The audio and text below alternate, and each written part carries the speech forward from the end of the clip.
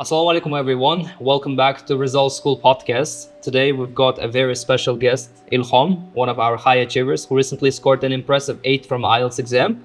And we're going to break down his entire journey today, and we're going to give you some tips that you can't find in textbooks.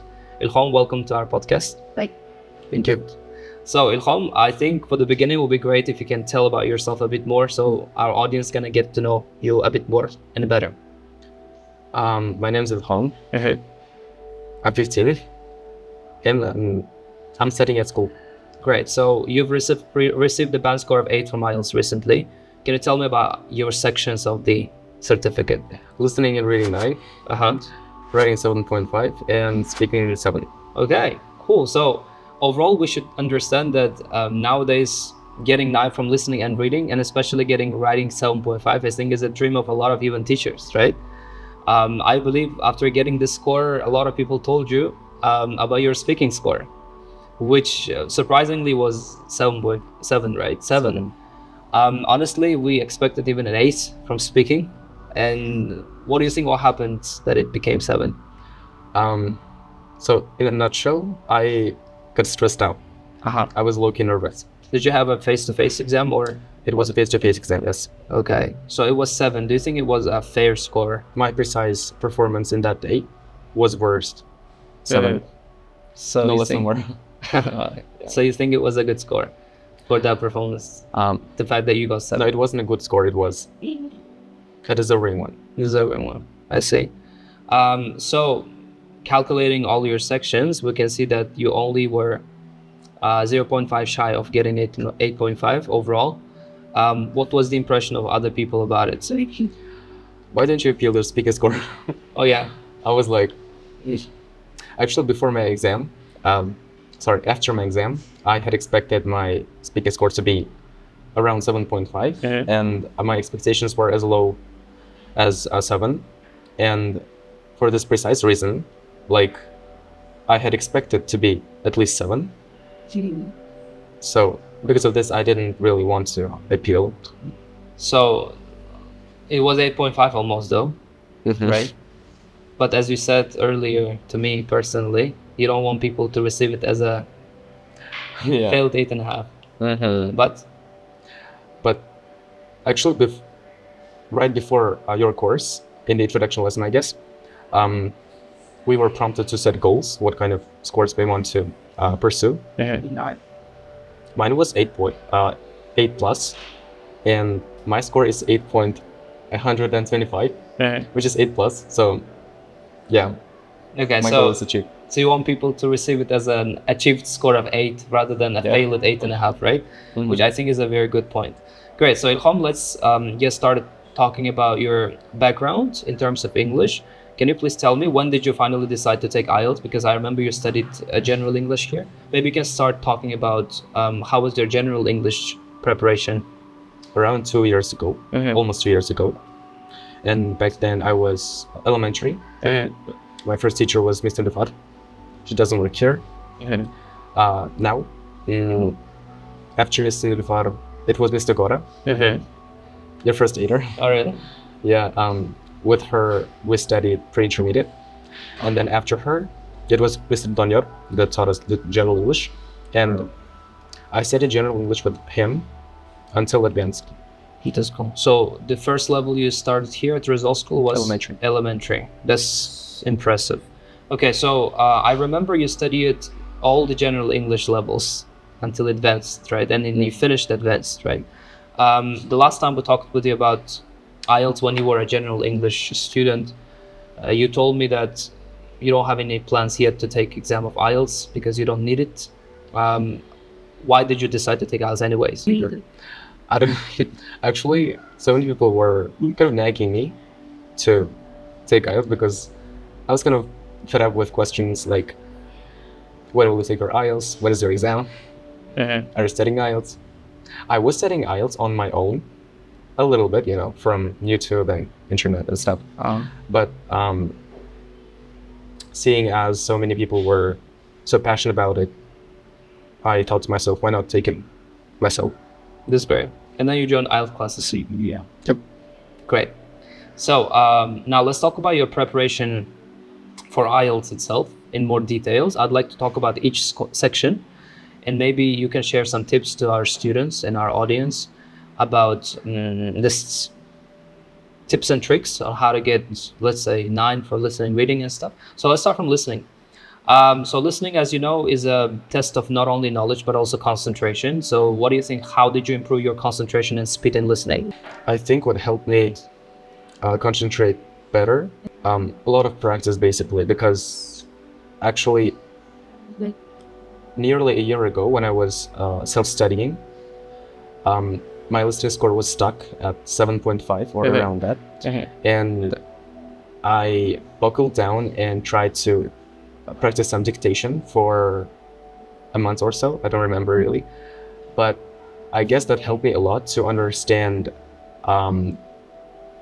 It helped me with comprehension overall because I started distinguishing individual words and the sentences became more understandable. Cool. You got an impressive 9 from listening, but also reading as well. So you got the 9 from reading, which I think is more surprising to a lot of people. What do you think? What was the biggest challenge in reading, and how did you solve it? I guess first of all the logic of the reading test. In yes, no, not given, or true and false, not given questions, there's this funny thing wherein candidates are required to base their thinking on the language rather than the pure logic. That's something very rare, but as I did some practice tests on reading, I realized that not every single statement should be exactly true, false, or not given. It should be just based on the text's logic and language, not necessarily like the pure reality. And also the vocabulary was very hard. Was the area that I struggled with most. But throughout your course, I learned a lot of words and kind of expanded my vocabulary to this degree. Nice. Before we move to writing, I'd like to talk about speaking, and then we're gonna come to writing, I think. In terms of speaking, how did you practice your fluency and avoid sounding memorized in your exam? Can I get away with I don't know? Because I really don't. It's something that I've always been so enthusiastic about. So I really don't know. I just, there's so much irony in my speaking score because I dedicated so much effort, and actually I've spent all of my support lessons into speaking alone. And it ended up being the lowest in my sub scores. Oh yeah, among my sub scores. Yeah, that's fine basically. Yeah. So great. In terms of speaking, clear. Let's talk about writing now. You got an impressive 7.5 for that, which I think is very rare in Tashkent. Can you tell me what was your hardest task from task 1 and task 2? And then how did you prepare for both of them? For me, writing IELTS writing overall was very hard. I didn't know how to write a proper essay that made sense. But after the writing stages, wherein you explained everything, I started getting better and better. Did you get your score breakdown? Yep. Did you get it? So how was your task 1, task 2? Actually, my expectations were reversed. I expected my task 1 score to be higher than my task 2 score. But it was vice versa. So? Task 1, 6.5. And task 2, 8. Wow. So task 2, 8, task 1, 6.5. Nice. So you've had a very good potential to get 8 overall from writing as well, right? Yeah. For working task 1 a bit more. Great. Okay, so let's talk about your writings. Did you get any feedback from teachers while you're doing writing? How did you improve it on the way? Throughout the course, Ms. Omina helped us navigate through our skills and weaknesses. I remember begging her to check my essays like every other day. She would get a little annoyed. But yeah, it helped my inquisition, I guess, helped me to elevate my writing proficiency. Now let's talk about another thing. Again, IELTS is not an exam where we are only checked in terms of skills, right? But also it's an exam, it's actually the preparation stage of the IELTS that actually a lot of people give up while studying. So I would like to ask you something about your mindset while you had while you're preparing for the exam and the discipline you had. We know that having a teacher actually to a certain level means that you're disciplined, but I think still if the students cannot discipline themselves at home, out of their classes, achieving a great score I think is almost impossible. So how do you think, what was your secret in terms of this, in terms of discipline? How was, first of all, your study schedule? Let's talk about this. I didn't have any schedule. I don't like them, in fact, because I never follow them. Okay. I'm just someone who is more of a spontaneous guy rather than a structured one. So my study schedule in quotation marks would be coming to practice sessions with Miss Omina. You know, she organized specific sessions of listening, reading, and sometimes writing tests. And I would come whenever I could. And in fact, I could come every day. I kind of got myself to study regularly. Okay, did you have any moments when you felt demotivated about your scores, about the whole process of preparation? Yes, a lot. Actually, in practice sessions, I used to get around 8.5, 8, sometimes 9, very rarely. There were times when I got 7. One listening says 7, and that's it. You know, huge demotivation. You get 5.5 in your exam, you know, this kind of thing. And I actually got 7 even in reading. I was really shocked. And even mock test, you know, before my exam, the last mock test I took, my writing score was 5.5. I was gobsmacked. I was very close to the culmination. Kept me going. Thank you. Now let's continue with the questions regarding your exam day experience, right? So how did you feel on the day of the test? You talked about your speaking already. You felt a little bit anxious. What about the main tests? How did you feel on the day of exam?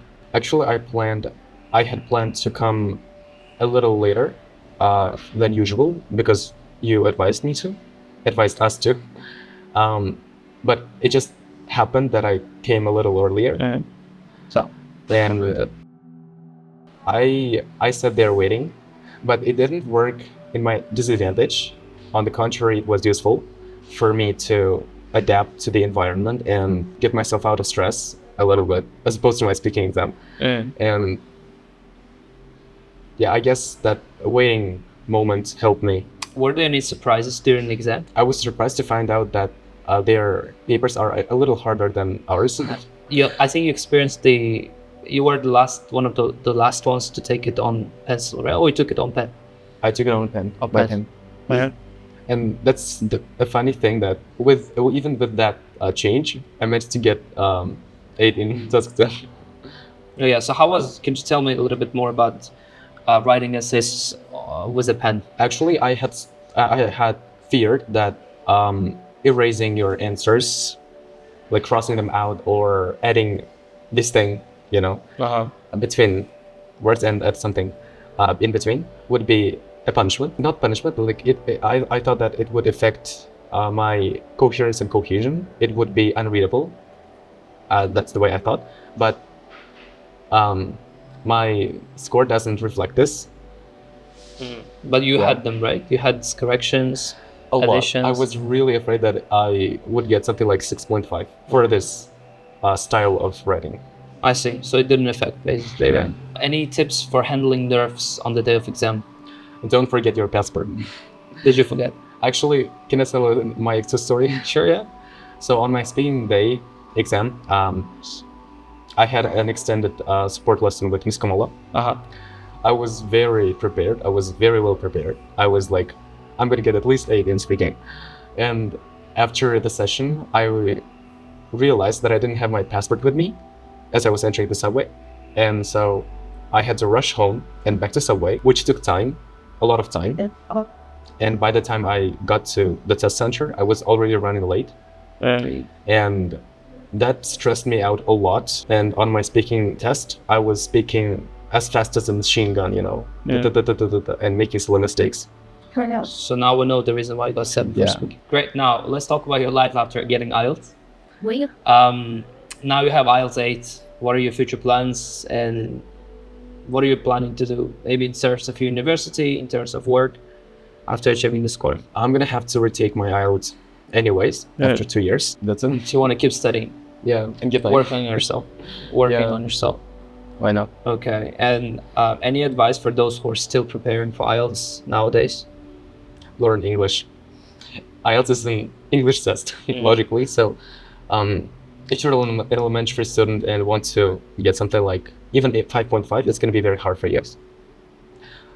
Your English level should directly match your IELTS score, the IELTS score you're trying to pursue.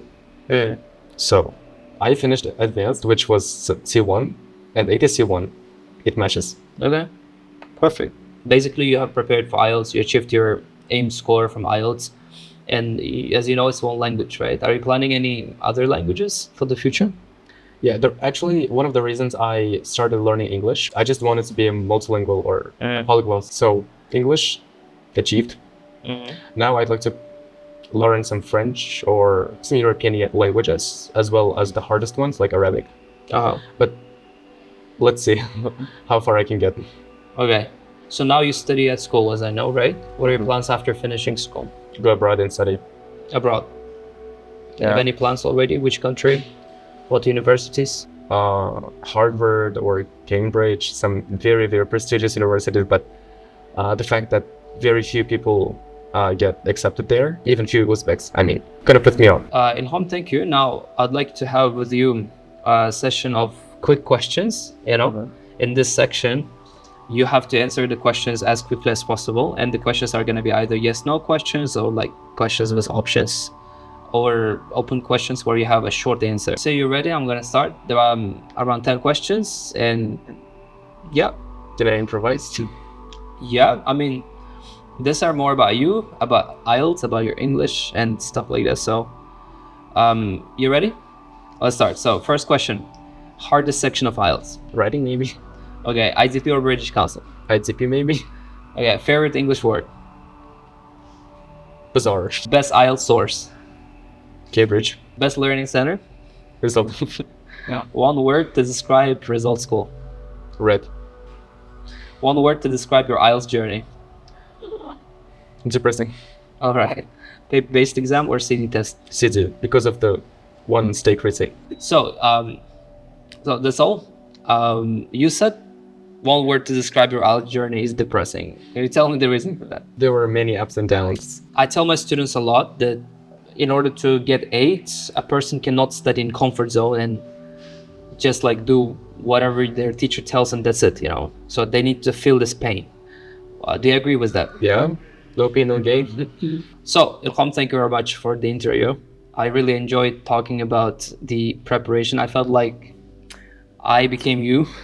I became a student. As you know, a result school rewards students who get 7+ from their IELTS, and especially for those who get 8, we've got a special gift of cashback, and I'd like to give it to you. So, Ilkhom, this voucher is the one you can use to get your 1 million soon cashback. So, congratulations, that's for you. And also this gift from Results School is for you as well. So there are some branded products. They can use the remembrance. I think you have a couple of them already, right? From debates, from others. So congratulations. I hope that our video was useful to the people out there who are trying to get the same score or even higher, or at least like 7+. And I believe that your tips that you gave today are going to help them in their preparation. Thank you, Ilkhom. It was great to see you today. And great to work with you as a student, and hope to see you again. Thank you everybody for watching the video. We hope that it was super useful for everybody who are preparing for the exam. Don't forget to subscribe to our channel of Result School on YouTube, and don't forget to come to Result if you want to improve your English and prepare for your IELTS examination. Thank you everyone. See you in next videos.